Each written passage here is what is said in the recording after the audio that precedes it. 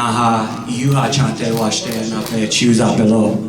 Hello relatives, I just introduced myself in my language, Lakota.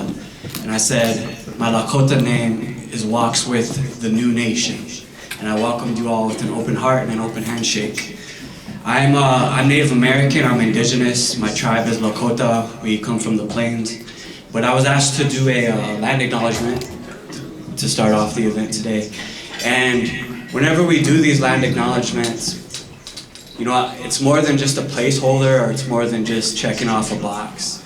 Especially for Native people, because the fact is that we are living on colonized land right now, where a genocide happened.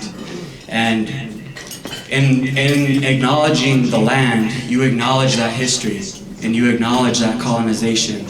And I want to acknowledge the tribes that used to occupy this land long before Chicago was a city. Because you see, America is only a small piece of history of this continent. There were people here for hundreds of thousands of years before this country came to be. And these tribes that I'm about to name were caretakers of this land, and actually took care of this land so that we could live here today. So I want to root us in that, and root us in that history, and acknowledge the Odawa tribe, the Miamia, the Menominee, the Ho-Chunk, the Potawatomi, and many more, because Chicago was actually a place of trade and a meeting point for many tribes because of the water, because of its location. So many tribes were caretakers of this land.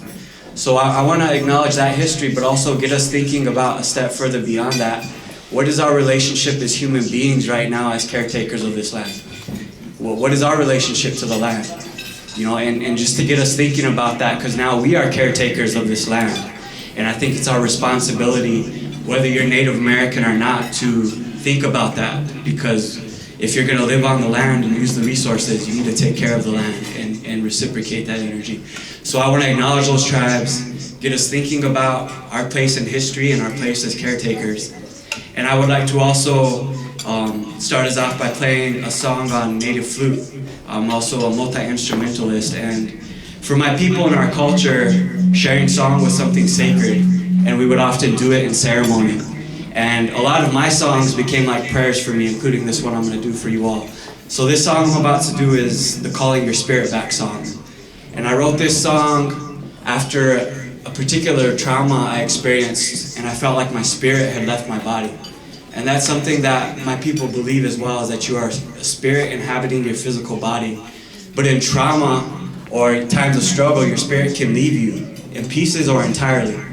And so I felt like my spirit had left me, and we have ceremonies to call your spirit back. You know, we have teachings about that, but I felt like I needed to write a song to call my spirit back after that trauma experience. So I'm going to play this song, and let's think about, you know, calling our spirits back to this space, and then calling back the spirit of the land, because the land has experienced the colonization and the genocide and violence as well, the same way our bodies have. So I'm gonna, when I came to perform today, we are without a mic stand, so I'm going to have my partner help me and join me and kind of hold the mic for me. So can we give her a hand? She's going to kind of be my stand-in mic holder for me.